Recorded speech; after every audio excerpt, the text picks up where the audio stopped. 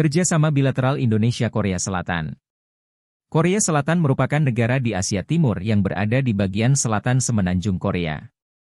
Negara penghasil ginseng tersebut terletak di antara Laut Jepang, Laut Timur, di timur, Laut Kuning di barat, dan Selat Korea, jalur laut antara Korea Selatan dan Jepang di selatan.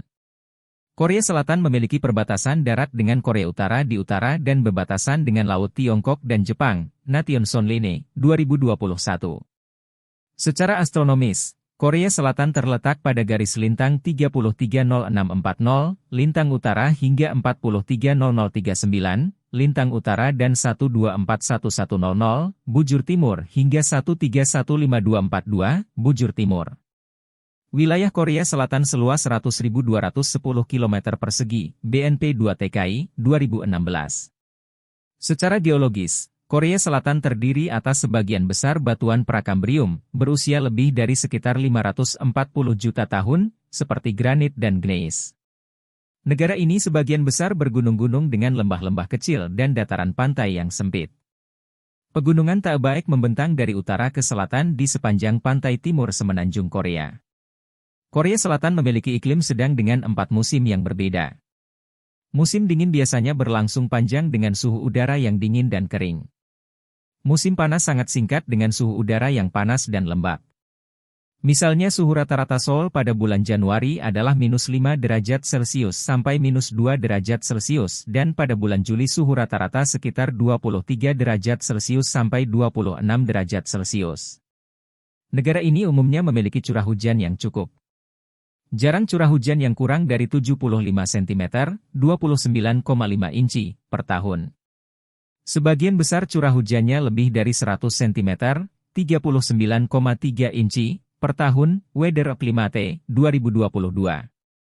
Pada tahun 2022, populasi Republik Korea diperkirakan 51.744.647 jiwa. Jumlah tersebut meningkat 0,48%, 249.238 jiwa, dibandingkan dengan jumlah penduduk tahun sebelumnya, yaitu sebesar 51.495.409 jiwa, Countrimer, 2022.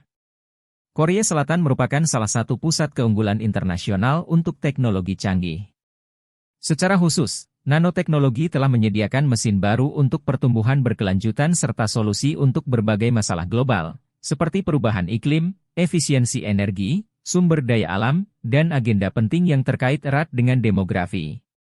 Korea Selatan merupakan pasar ekspor terbesar kelima Invest Alberta untuk pertanian dan pangan pertanian. Produk utama Alberta yang diekspor ke Korea Selatan adalah daging babi, minyak mentah, daging sapi, gandum, kentang olahan, lentil, kacang kering, minyak, lemak dan lilin, barley, biji minyak lainnya, serta jerami dan pakan ternak, Invest Alberta, CA, 2022. Ada berbagai wujud kerja sama Indonesia dengan Korea Selatan, antara lain.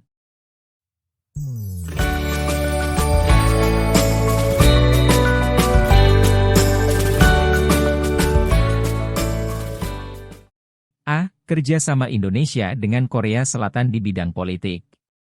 Tahun 2022 hubungan diplomatik Republik Indonesia-Republik Korea menginjak usia ke-49 tahun. Hubungan dan kerjasama bilateral memasuki babak baru pada kunjungan kenegaraan Presiden Moon Jae-in ke Indonesia tanggal 8-10 November 2017. Melalui Republic of Korea Republic of Indonesia Joint Vision Statement for Co-Prosperity (NPAC), kedua pemimpin negara sepakat untuk meningkatkan status kemitraan menjadi Special Strategic Partnership, dengan fokus kerja sama pada 4 area, yaitu pertahanan dan hubungan luar negeri, perdagangan bilateral dan pembangunan infrastruktur, people-to-people exchanges, dan kerja sama regional dan global. B. Kerjasama Indonesia dengan Korea Selatan di bidang ekonomi. Berdasarkan dokumen, Europe Joint Vision Statement for Co-Prosperity (NPAC) yang dikeluarkan di Istana Bogor tanggal 9 November 2017 untuk bidang ekonomi, prioritas kerjasama yang disepakati antara lain, meningkatkan komunikasi strategis pada tingkat tinggi melalui berbagai mekanisme konsultasi bilateral yang ada, ataupun membentuk mekanisme baru. terus meningkatkan dan memperluas hubungan investasi dan perdagangan, termasuk untuk mencapai target perdagangan 30 miliar US$ pada tahun 2022 serta mendorong peningkatan akses pasar produk-produk palm oil, buah-buahan dan produk perikanan Indonesia ke Korea Selatan. Pemerintah Indonesia mendorong perusahaan-perusahaan Korea Selatan untuk mengembangkan usaha dan investasi di Indonesia, khususnya dalam mendukung percepatan industrialisasi, pengembangan infrastruktur dan konektivitas, serta pertumbuhan dan pembangunan di daerah-daerah. Pemerintah Korea Selatan mendukung upaya Indonesia untuk memperkuat infrastruktur termasuk pengelolaan air, transportasi, perumahan rakyat, dan pembangkit tenaga listrik, dengan menggunakan Global Infrastructure Fund dan Economic Development Cooperation Fund. Kedua negara sepakat untuk memfasilitasi investasi di bidang-bidang pertumbuhan baru, New Growth Engine, seperti pariwisata, content industry, energi ramah lingkungan, kesehatan dan jasa pelayanan medis, dan teknologi informasi.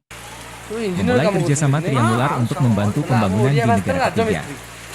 Korea Selatan merupakan salah satu negara sumber investasi yang strategis bagi Indonesia dan hal tersebut juga turut didukung dengan statistik yang menunjukkan bahwa Indonesia juga merupakan salah satu tujuan investasi Korea Selatan yang penting di luar negeri, dengan nilai investasi sebesar 8,5 miliar dolar Amerika.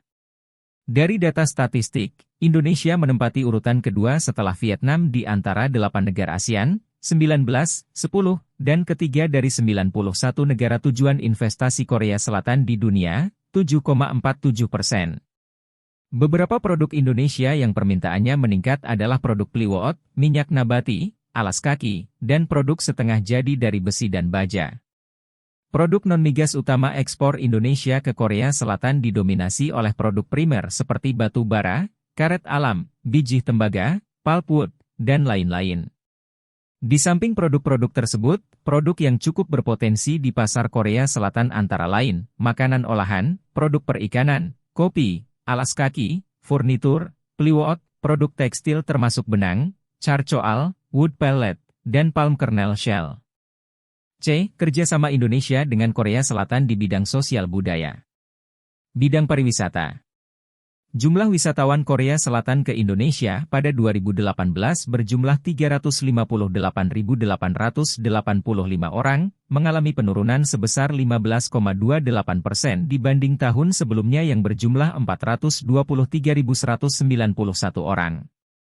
Sementara wisatawan Indonesia yang berkunjung ke Korsel pada 2018 berjumlah 249.067, mengalami peningkatan 7,9% dibanding tahun 2017 yang berjumlah 230.837 orang. Dalam 5 tahun ke depan, wisatawan Republik Korea yang berkunjung ke Indonesia diproyeksikan akan mengalami peningkatan. Hal tersebut dikarenakan semakin banyaknya media Republik Korea yang menjadikan Indonesia sebagai tempat syuting berbagai variety show dan liputan mengenai tempat wisata maupun budaya Indonesia di TV lokal Republik Korea. Bidang pendidikan. Kedua negara telah melakukan pertukaran guru dan tenaga pengajar, pertukaran ahli di bidang primary and secondary education, kerjasama antar universitas, sekolah, recognition of degrees, human resources development, pemberian beasiswa, joint research, dan penyelenggaraan seminar, konferensi, pameran. Saat ini tercatat 2 universitas di Republik Korea yang memberikan pengajaran studi mengenai Indonesia, yaitu Hankuk University for Foreign Studies, HUFS, dan Busan University for Foreign Studies, BUFS. Menurut data per November 2019 menunjukkan jumlah mahasiswa Indonesia yang sedang menempuh studi di Republik Korea sebesar 1.500 orang. Kerjasama antar kota provinsi. Dimensi hubungan kerjasama Indonesia dan Republik Korea tidak hanya terjalin di tataran pusat tetapi juga di daerah-daerah. Tercatat setidaknya terdapat 22 bentuk kerjasama antar kota provinsi di Indonesia dengan kota provinsi di Republik Korea yang terdiri dari 14 sister city dan 8 kerjasama dalam bentuk friendship. Kegiatan promosi seni dan budaya oleh KBRI Seoul secara aktif melakukan promosi seni dan budaya Indonesia ke berbagai kalangan di Republik Korea melalui kegiatan-kegiatan berkala di antaranya adalah Indonesian Day di sekolah-sekolah dan museum, Kelompok Tari Tradisional Indonesia, KTTI, yang berlatih setiap hari Sabtu di KBRI Seoul, pembukaan kelas gamelan untuk masyarakat Republik Korea, memberikan kelas gamelan di Seoul Institute of the Arts, kelas bahasa Indonesia di KBRI Seoul dan institusi-institusi di Republik Korea, penyelenggaraan lomba-lomba seperti lomba karya tulis ilmiah dan lomba pidato bahasa Indonesia, penyelenggaraan kegiatan-kegiatan yang bekerja sama dengan Perpika dan kelompok masyarakat, mengikuti festival atau pameran budaya, termasuk kuliner, atau pariwisata, cooking demo dengan chef dari Indonesia, panggung kesenian saat perayaan Idul Fitri, dan familiarization trip. D. Kerjasama Indonesia dengan Korea Selatan di bidang kekonsuleran, imigrasi dan ketenagakerjaan. Untuk memenuhi kebutuhan sektor industri yang sebagian besar adalah usaha kecil dan menengah, maka dibukalah pintu masuk bagi tenaga kerja asing. Indonesia mulai mengirim pekerja migran Indonesia, PMI, ke Korea Selatan sejak tahun 1994 melalui mekanisme yang disebut Industrial Trainee Program. Baru tahun 2004 Korea Selatan menerima secara resmi kehadiran tenaga kerja asing melalui skema Employment Permit System, EPS. Jumlah warga negara Indonesia yang berada tinggal di Republik Korea berdasarkan catatan KBRI Seoul per 28 Februari 2019 berjumlah 42.043 orang. Di Korea Selatan terdapat lebih dari 90 organisasi WNI PMI, seperti Komunitas Muslim Indonesia, KMI, yang mengordinir 57 masjid musola, Persekutuan Gereja Indonesia di Korea, PGIK, yang mengordinir 18 gereja, Indonesian Community Center, ICC, 32 paguyuban, organisasi berdasarkan daerah, Forum Komunikasi Masyarakat Indonesia Daegu, FMIT, dan komunitas lainnya.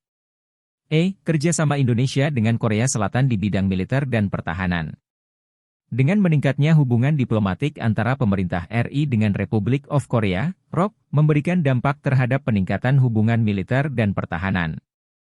Hal tersebut ditandai dengan kerja sama pengadaan alutsista dari industri pertahanan Korea Selatan untuk memenuhi kebutuhan alutsista TNI, pembelian alutsista bagi TNI berupa Panzer Tarantula untuk TNI AD, submarine Changbogo Class untuk TNI AL, dan pesawat latih tempur T-50I Golden Eagle serta pesawat latih ringan KT-1B untuk TNI AU. Pihak Korea juga membeli alutsista dari pemerintah RI berupa pesawat CN-235 untuk digunakan oleh Republic of Korea Air Force, ROKAF, dan Korean Coast Guard, KCG, sebagai bentuk imbal dagang.